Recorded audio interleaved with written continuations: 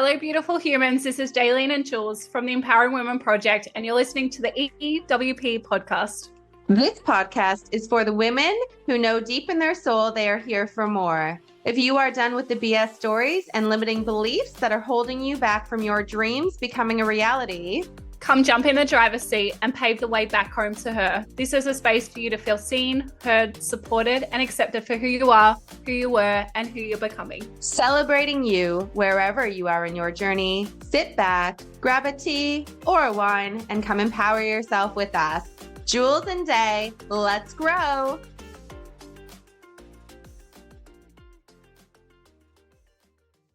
Hello and welcome back to the EWP.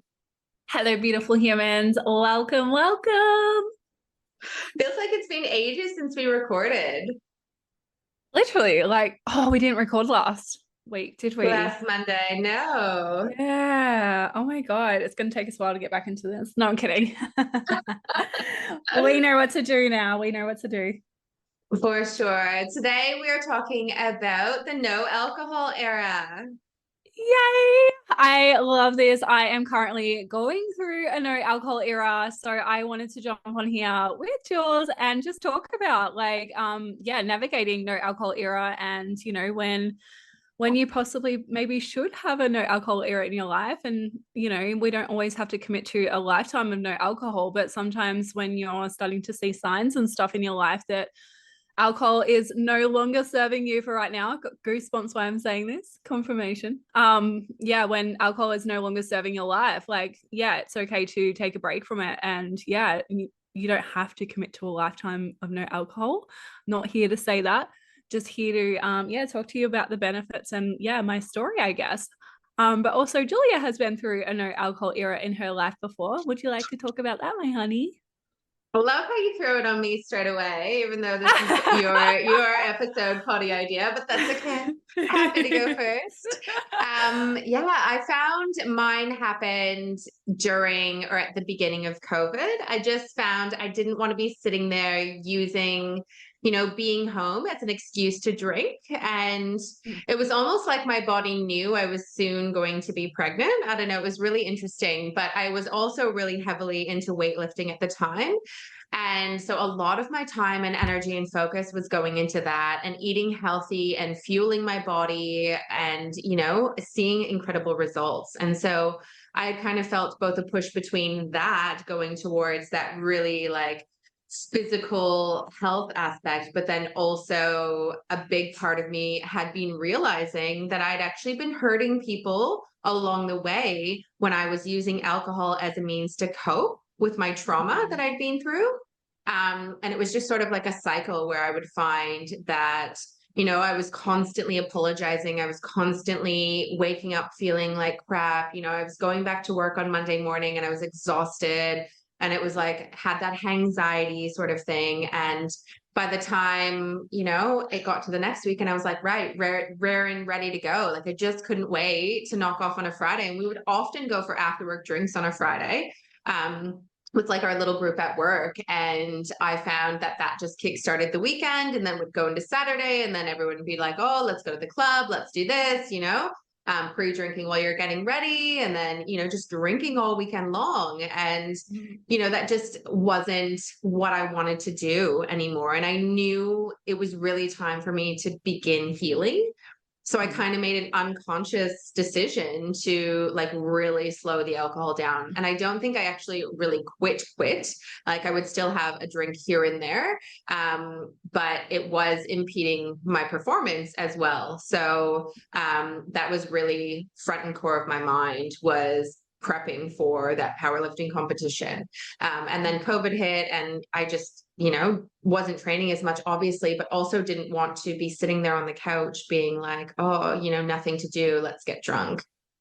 And I remember just everybody being on TikTok and drinking and, everyone was just, that's how they were using their sort of means to cope through the isolation. And if you were single, you were alone, or if you had a partner, I just find that a lot of people were utilizing that time to just drink, to get through it, Yeah. to deal with the anxiety and the stress. But then in turn, you're just sort of going through this cycle. Like everyone's working from home, so they have the ability to then knock off and then have a drink and, not having to worry about driving to work and all the rest of it.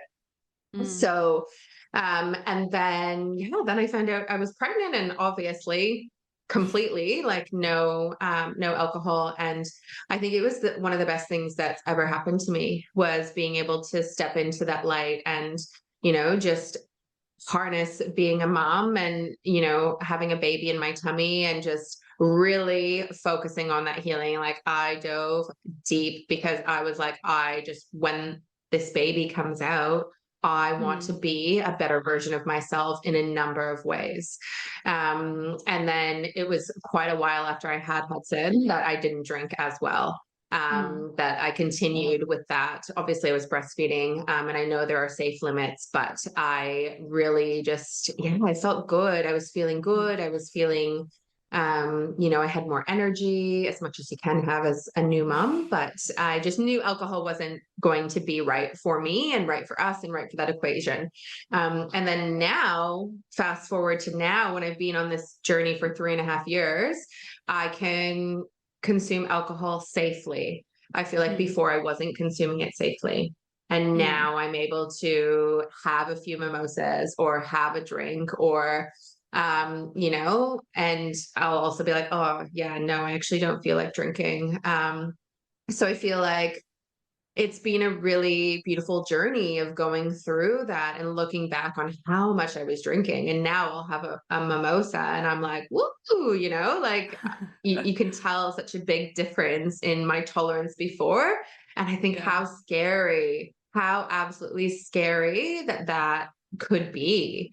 Amen. And not safe. Like so many, I think back and I'm like, wow, there were so many times that were unsafe for you. Like you're just out there and, traveling and drinking and all the rest of it. And yes, I had some of the best times of my life, but I am really grateful to have had the strength and the courage to pull out of that sort of Mm.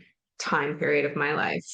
Yeah. But yeah, you're in it now. You're in the thick of it now. So tell me about what's happening for you, what you're feeling, how your body's feeling. Yes, I can think back and be like, oh, it felt really good, but you're feeling it right now in this moment. So let me hear it. Go. Let's go. I am feeling incredible. I have a few friends on no alcohol journey with me at the moment, and when we're exchanging voice clips, we're just like, holy shit. Like for me, like 90% of my anxiety symptoms are gone. Like I used to get heart palpitations. I was like really overreactive, reactive. Especially to the kids and stuff on the days after having alcohol. I literally wouldn't even look people in the eye. And now I'm like making solid eye contact. I'm like, I love who I am. I got this confidence. Like, I don't know. I'm like mental clarity is like next level. Like I'm much more organized in life. Like just everything is so much easier, and challenges still come up. Like my life is not perfect. I'm a solo mom with 3 boys.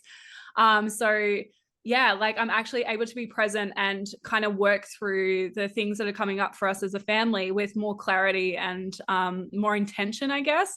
And I have more space for my kids and more time. And it's weird. Like, and I've even set more boundaries in life and like looked at my work schedule and be like, I need to cut back. Like weekends are for my babies. Like I still have to work weekends sometimes, but like I don't know, I've just got so much more clarity, and I can't even express how like great I'm feeling. And yeah, it's amazing to be on this journey. And what kickstarted me was I was pretty much over my own bullshit at this point. I was just coming out of a breakup, but during that relationship, I was drinking a lot of alcohol because I was masking, like, I knew it wasn't the right person. And then I just felt like I was drinking more and all the rest of it. And then, yeah, it got to a point where I was like literally blacking out. Like, I literally couldn't remember most of my nights. And yeah, again, doing things that I regret and, filling voids and all the rest of it, and just doing things that my sober self wouldn't do. And yeah, now I'm actually in a spot where I look at that girl and I'm like, holy shit, like, how did I survive? I actually seen a reel the other day that said, when you become sober for quite some time, if you were to wake up in the morning feeling as shit as what you do when you're hungover, you'd call an ambulance. Like that's how bad it was. Like not getting out of bed. Like if I was to wake up now sober and not drinking alcohol, and I like wake up feeling like that, or if I blacked out and didn't remember like most of my night, I'd take myself to hospital. Like it just got so bad for me that I had to change it. And I know that I want a beautiful life for my kids, and I'm in this deep healing era as well. So I don't want to have alcohol in that, if that makes sense, because I'm quite vulnerable as it is. So if I'm rewiring my subconscious mind and my belief systems and all the rest of it, if I add alcohol in there, it's just going to kind of, I don't know. I just don't feel like I'm committed to that deep healing journey that I'm on. So, but yeah, like even today, like my son has therapy with his family therapist, and just being present and like celebrating his wins and everything like that. I wasn't doing that before. And as shit as that sounds, and if there's someone listening that, and you're a mum and, you know, you feel like you need to cut alcohol out for right now, I literally like, I'd say to you, please do it. Like I'm getting emotional because like your kids are so worth it. Like, they're so fucking worth it. And you're always going to cry on a podcast episode. I'm crying too. Oh my God. I'm crying because I've actually seen the transformation in you over the past year and a half. And honestly, hearing every day, you'll have these little beautiful realizations of the things that, you know, you're noticing you're more present for. And, you know, you're not spending the day in bed, and you're able to do things with the boys, and you're able to, you know, set boundaries for them, and you're able to be there for them for their schooling and all of those types of things. So I'm so proud of you.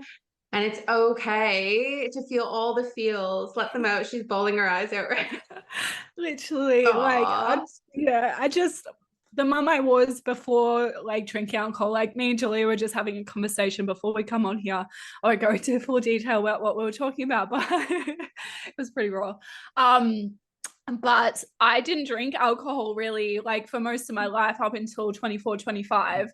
And like I drank alcohol here and there and all the rest of it. But I was just mom, like that's what I was. And I always reflect back to that more like those times where I was like, my kids were my everything, and they became second to alcohol, or having a good time and stuff like that. So yeah, like 24, 25, I broke up with baby daddy. And I was like, whoa, like just who the fuck am I? And alcohol and all the rest of it came into it, and partying and distracting myself and not feeling the feels. Like I just wanted to avoid all the uncomfortable feelings.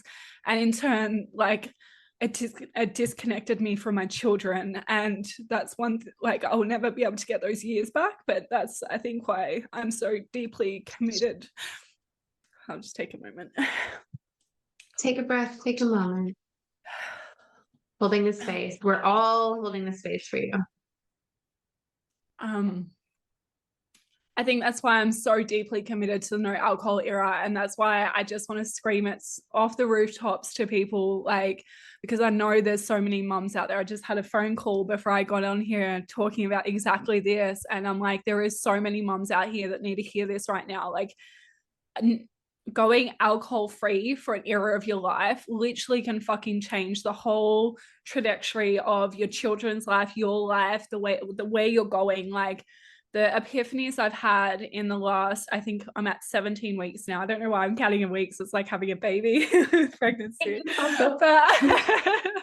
But it's like a rebirth. But yeah, like the epiphanies I've had, they're a little bit slower than other people's when I hear their stories on podcasts and stuff like that. But it's perfect divine timing. Like all my epiphanies and like moments where I'm like voice clipping you or some of my other friends as well, being like, oh my God, like it feels like a new life. Like it's insane. And I just, if alcohol is holding you back, or you're waking up any morning going, I don't ever want to drink again, or, you know, all those things that we say when we're waking up on a hangover, if you're having any of those thoughts or anything like that, you need to have no alcohol era. Honestly, if it's for a month, if it's 2 months, 6 months, don't put any time limit on it.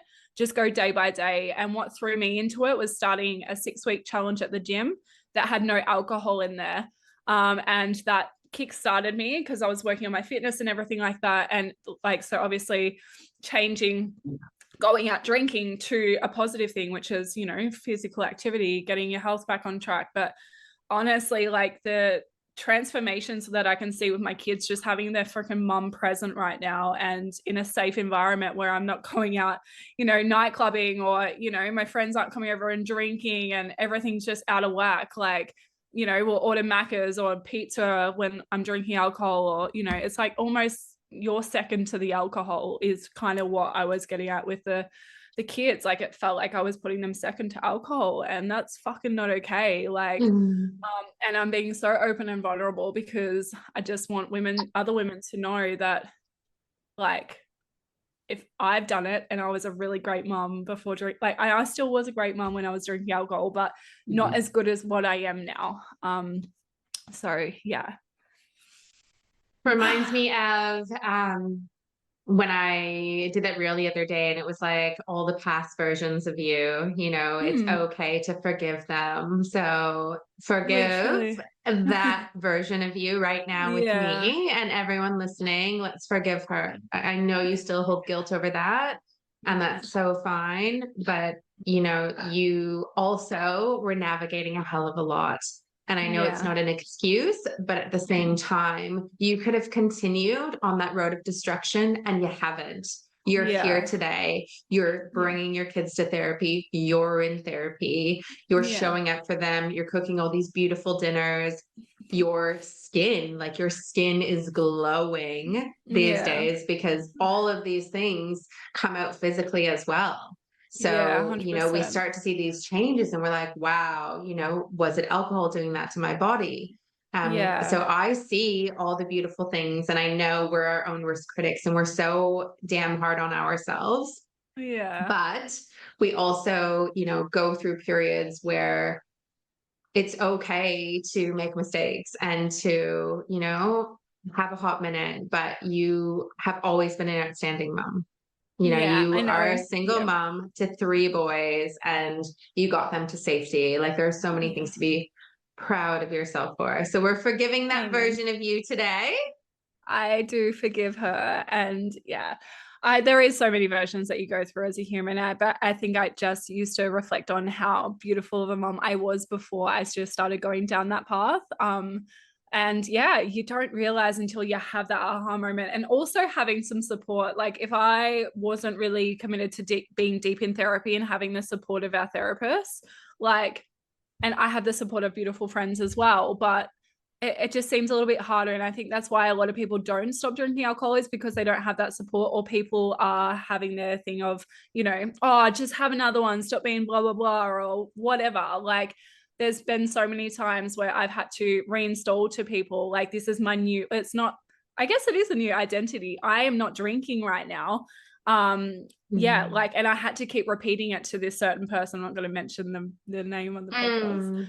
Sorry, whoever, they know who they are. But I had to keep doing it, like resetting the boundary. Like, this is not who I am, and this is not what I want to do right now. I understand that was a past version of me, but I'm not drinking alcohol. And this is for me. Like, I'm doing this for my kids. Like, and if you can't do it for yourself, put it outside of you for just now. But then you'll start realizing, holy fuck, I actually love myself. And oh my God, my body isn't as bad as what I usually am looking in and picking it apart when I'm hungover and all the rest of it. Like, my confidence went down significantly every time I drank alcohol. Like, it'd go up when I'm drinking alcohol. Like, confidence was like through the roof. But then it would go down so bad that I would just be in this hole for ages, and then I'd drink again, and it would just be this repeating cycle. But now I'm like, I fucking love me. Like, I look good. Like, my skin's glowing, my eyes are getting clearer, like all of that sort of stuff. My body has changed in ways where I haven't even, you know, been working out as much. I still do like exercise and everything, but my body's changing as well. And it's crazy. You just kind of like fall in love with yourself from a sober point of view, which I don't think a lot of people probably have if they've been drinking alcohol since the age of 14 or whatever it is that we started freaking drinking alcohol, or a lot of people. A lot of people actually haven't given themselves a break outside of, you know, filling themselves with toxic shit, and then, you know, actually falling in love with yourself as a sober version of you. So for all my people out there, I highly recommend it. And just one day at a time, don't put a time limit on it. Just be like, today I'm going alcohol free. And it's like almost the norm, isn't it? Where it's like expected that you drink. It's so Yeah. strange. Like you make social plans, you go out for lunch, you go out for dinner, you know, and everyone's just like, oh, let's see the drinks menu. And it's just something that you like just happens. And everybody just, well, most people just drink. And you Yeah. know, you go to a party, you go to a birthday party, you go anywhere you go now, everyone's drinking. You go to the beach, it's Christmas, it's Easter, let's drink, let's drink, let's drink.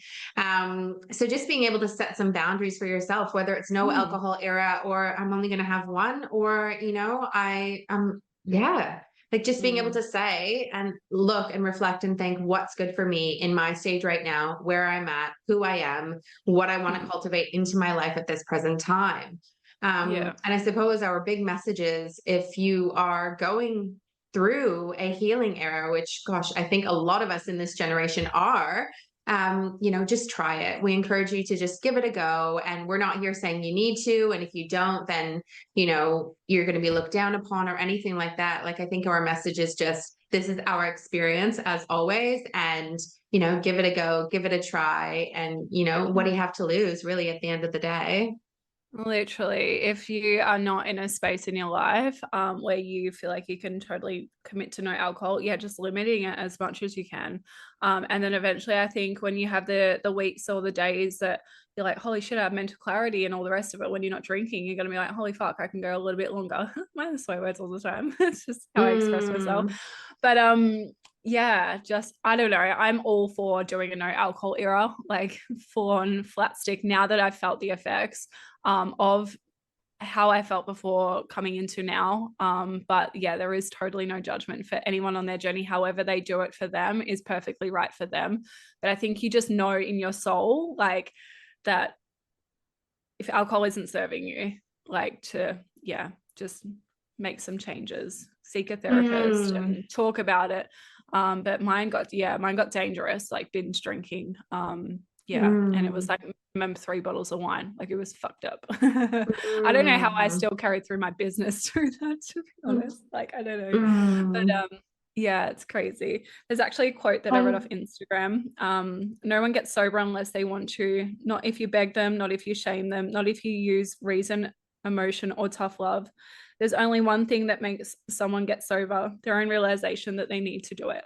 So if you have someone in your world right now that is going through an era like I just went through, or you know, whatever it is, like if you think it's affecting them and their mental health and all the rest of it, there's no amount of gaslighting or guilt tripping or anything. Like there were so many people that would say to me like along my journey, like you need to stop doing this, blah blah, blah. And like, and I got it, but sometimes I kind of took it offensive. But you can't do any of that. It's their own realization. And I think the best thing that you can do for them is just to support them and to love them. And yeah, just I don't know, you know, drop the, I guess, little plant the seed is what I would call it, just dropping little things here and there along the way, and eventually it will get so unfucking comfortable for them that they'll want to change, or there's no other choice. But it shouldn't really have to get to that point that, you know, there is a crisis in your life that you do. mm.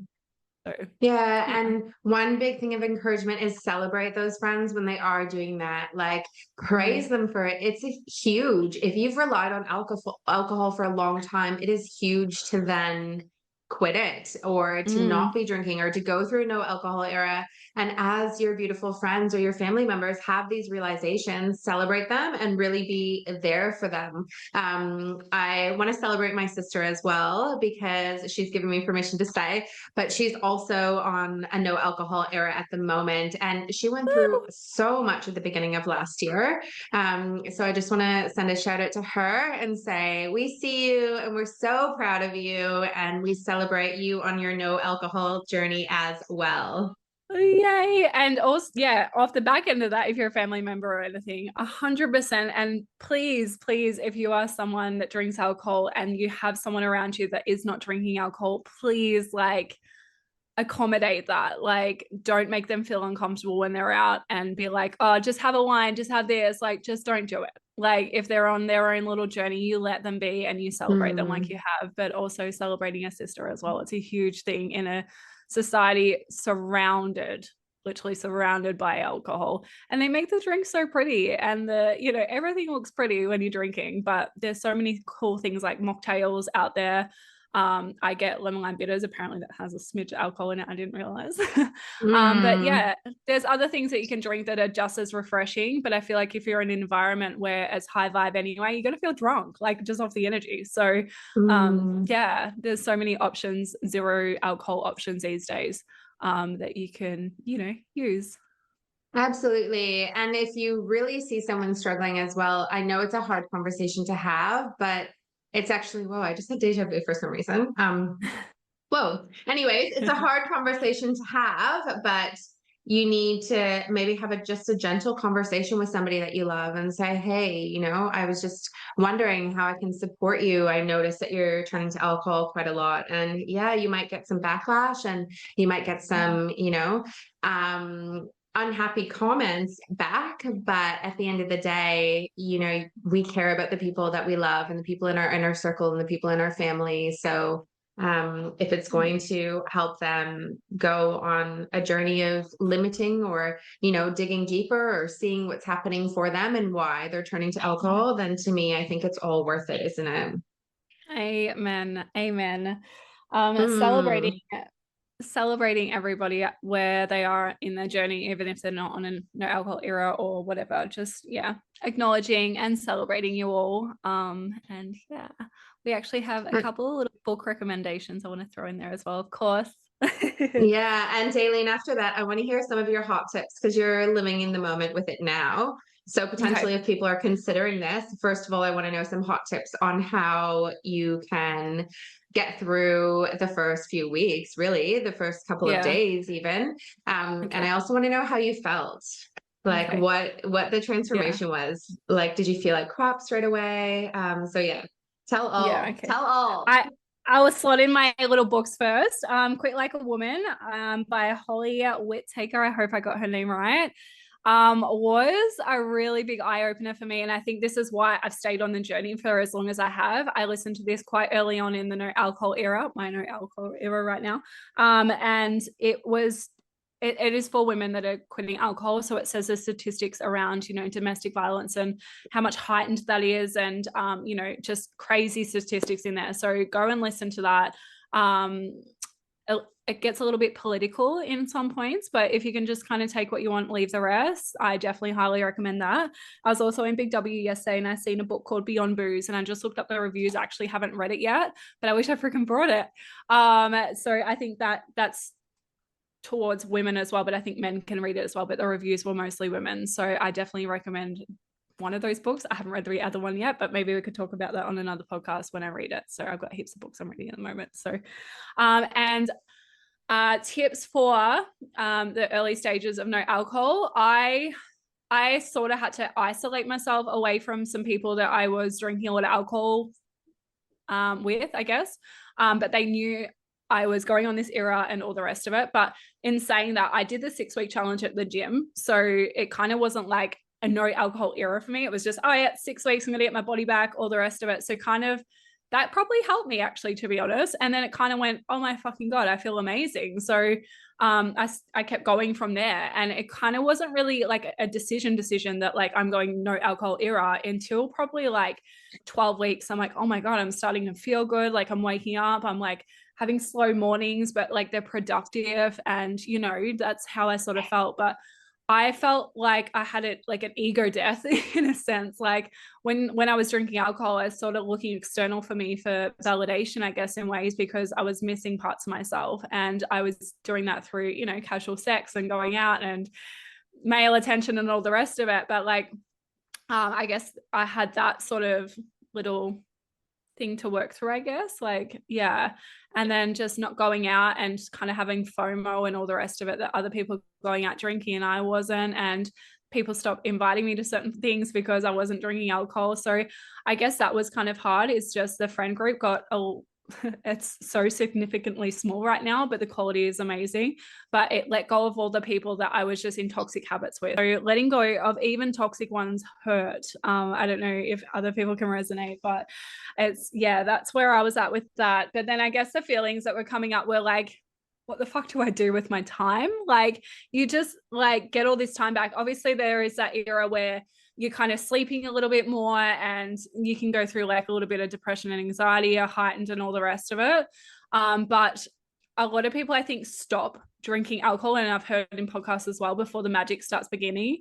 And for me, the magic didn't start until around 12 weeks, but definitely like 13, 14 at that sort of that time, that's when the magic started happening. But before that, it was kind of just like waves of emotion and just, I think, realizing how much damage I had done in a sense, or how disconnected I had come from myself and my kids and my dream life and my goals, and mourning the relationship and how long I stayed in that, because alcohol, I think, was the thing that would numb me and distract me and all the rest of it. So I think there was a bit of processing to do with that, but thank God I already had therapy in the works before I stopped drinking alcohol. So that's why I just highly recommend, if you don't really have supportive friends or family or anything around you right now and you're wanting to quit alcohol, definitely get therapy in the works beforehand, so you have that supportive network. You're going like weekly or fortnightly, and you know that you're going to be going to that appointment, so it kind of gives you like these little stepping stones, being like, oh my god. And you can generally, like, if they have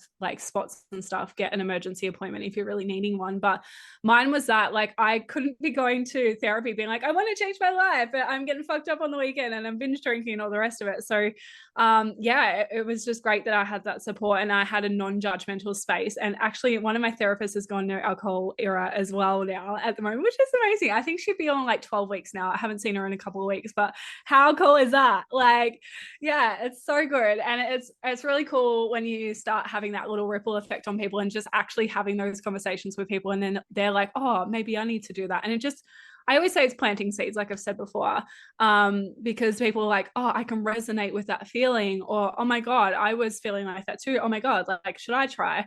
And then supporting people and celebrating. Like, I have people message all the time on Insta now, being like, I only share a few little things on Instagram, but people know I'm in the no alcohol era, and just celebrating them. Like, it's a huge fucking achievement to commit to yourself in whatever way it is. Like, even if you're committing to going to the gym, or like feeding your body with more nutritious food, or I don't know, anything, or just being a better mom. Like, it's actually something to celebrate. It's all those little small things that we should be celebrating.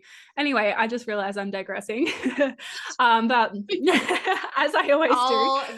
It's all beautiful. Like, it's all beautifully put, though. Like, you just have this way of explaining things and talking about things. And anyways, continue on. I just go out on my own little journey, and I'm just like, this is probably why I couldn't record podcast, because I'm just like waving my hands around in like little, like, I don't know, I just getting my own little world. But anyway, but yeah, what I was feeling at the start definitely is not anything like now. I'm able to stabilize my emotions. My nervous system's a lot more on point than what it ever was. Like, I'm like, fuck, man, is this what safe feels like? Like, because like most of my life was quite chaotic, and I know a lot of people can relate to that have been through trauma and stuff like that. And then feed alcohol into a dysregulated nervous system is just like fucking chaos or death waiting to happen, really, when you think about it. And especially when you're in the peak of like, I don't give a shit like about myself. It is so dangerous. So I am so grateful for having that like little epiphany, even though it was a gradual process and it wasn't actually a conscious decision of going, okay, I'm quitting alcohol. It was, I want to, get into this gym 6-week challenge or whatever. And then, yeah, going from there, and it just kept leading on. So, and here we are. Yay, celebrating you. Celebrating And we just want to, we also just want to preface that, don't compare yourself to our journeys. Don't compare yourself to anybody's journeys. Definitely don't compare yourself to anyone's journeys on social media, because each journey is so unique. And once again, we just share what's working or has worked for us. And, we celebrate all of you wherever you are in your own personal journey. But we hope that some of this information has helped you. Amen. I've got another little hot quote here. I almost forgot to say. It reads, one thing I've learned, life is a paradox. In order to heal, you must hurt. In order to love, you must break open. And in order to have peace, you must face chaos. Never regret any experience in your life because it is always meant to bring you balance. The light will always follow. Oh, That is literally beautiful goosebumps and again. so true. Honestly, so true. Amen. Like Oh, you don't know what peace is, really. Like let's dig into this a little bit deeper. But if I didn't have the chaotic life, and as for you, babe, like in some aspects of our life, when you get to that point of having peace, you're like, holy fuck, like this is peace. Like, yeah, it's really crazy, isn't it? Like, how often do we say, is this what normal people feel like? But also, what is normal? Do you know what I mean? yeah. And like safe, like that's in a lot of people's world. They just feel safe. Like there was an instance when I was camping with my ex-partner, and like I had all this safety stuff in place, like if something bad happened. And like literally I had a knife under my thing. But we were staying in a pretty treachy like area, like camping. So I can see why I felt a little bit unsafe. But like I usually padlock my swag and all of that extra stuff we go to. And like I had a safety point. I'm like, okay, if anything happens, blah blah blah, we like leave all that shit. We get the fuck in the car and we're leaving. Like I have kids, I need to survive. Blah blah. Anyway, he was like, Dayelene, like actually laughing in a sense, being like, Dayelene, like 95% of the world is really safe. And I'm like, are you fucking serious? Because in my world, 99% of it isn't safe. But like his perspective, I remember going to a therapy session after that camp, and I'm like, is this normal? Like normal people like think the world is safe? And she's like, yeah, hun, like you've just had to create these coping mechanisms in order to get through life. And I'm like, Mm. oh, like it was like a mic drop moment. And that's like when we refer to being safe and stuff, like we actually haven't really felt safe in our life until now, which is might blow some people's minds. But yeah, it's a crazy feeling, but it's like we appreciate that now. Hey, like we're just like, well, Mm. we feel safe. Like it's a different feeling. Hey. Yeah, it's so surreal. Like there were times where I would literally get on the tram, going back a few years, where I would literally get on the tram and there would be like, you know, 10 men on that tram, but I knew as soon as I got on, counted how many men are on this train. And no offense to men, but that's just where a lot of my trauma has come from in my past, in my childhood, etc. But I would actually pinpoint how many men are on this tram, Mm. paying attention to what they were doing, sussing them out, looking at their mannerisms, looking at their behaviors, planning an exit if I had to get off of the tram. Like these are the things that somebody who spends most of their life feeling unsafe go through and Mm. feel. Like you're constantly in like a hyper fixated state, watching your surroundings, looking behind you, walking, if you're out walking, watching anyone walking Mm. towards you. It's just, and now it's a lot calmer in my world. I still have moments, absolutely, Mm. especially living alone. I still have moments, as we probably all do as women. But it's crazy. It is such a Mm. surreal feeling to actually be like, whoa, this is like, my mind is quiet. Wow, I'm calm. Wow, I realize I haven't actually, been hyper Yeah. vigilant about my surroundings for a few weeks. So Yeah. yeah, all of these beautiful things come with this journey of healing and all of these realizations, and it is just miraculous. But I was actually Mm. reading this statistic, and it was crazy. So pre-COVID, there was 2,138,000 Australians that were drinking ready to drinks pre-pandemic. Like that's an insane amount.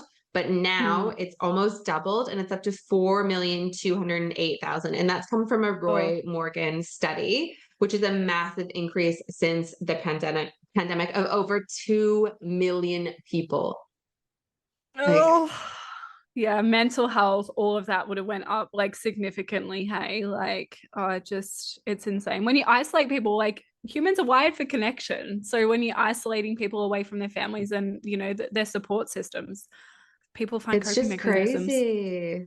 Yeah, there's Yeah. 67.6% of Australians, all of Australia, and this is including all alcohol, so wine, beer, spirits, ready to drink drinks, cider, liqueurs, everything. 67.6% of Australians 18 plus consume alcohol in an average 4 week period. That's crazy.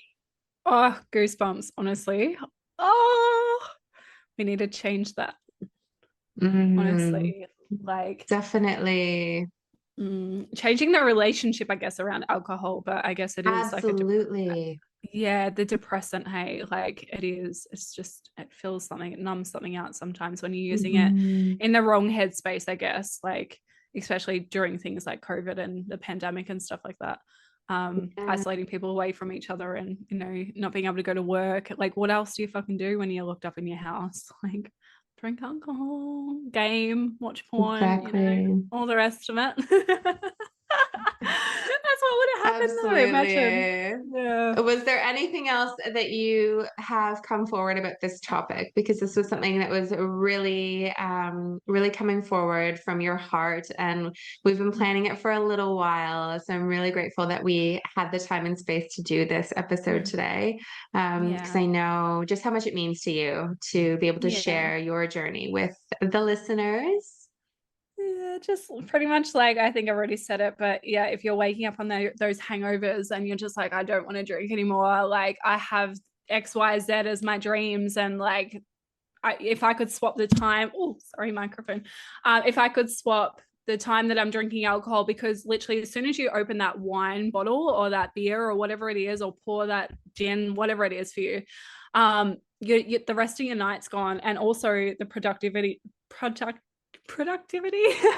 of the next morning is gone. And for me, it went for like days on end, and then I'd start drinking alcohol again. But I have these big audacious dreams and this life I want for my children, and like if you're able to swap the time that you're drinking for an era and put that into, you know, your dream life and heal and all the rest of it, like your life is going to change exponentially in, you know, a very short amount of time. I have a friend, Jimmy, that's also on the no alcohol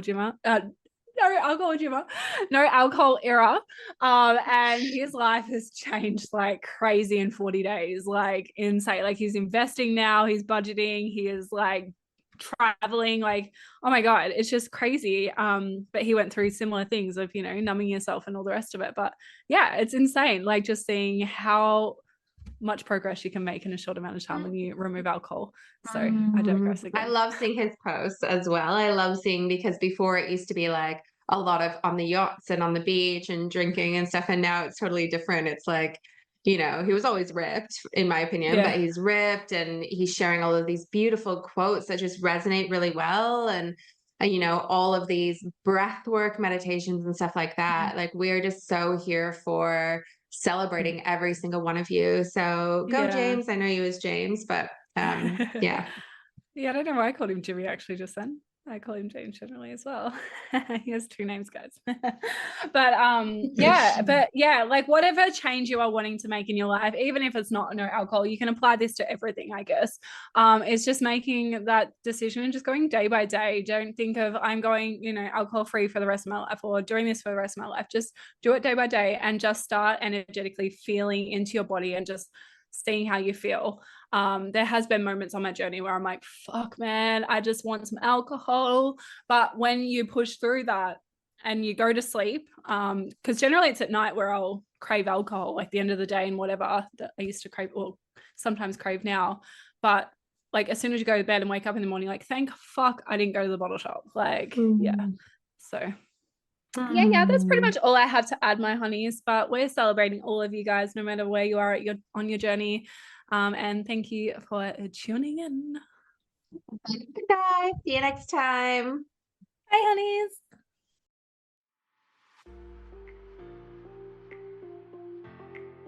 We hope you feel inspired to take back your power.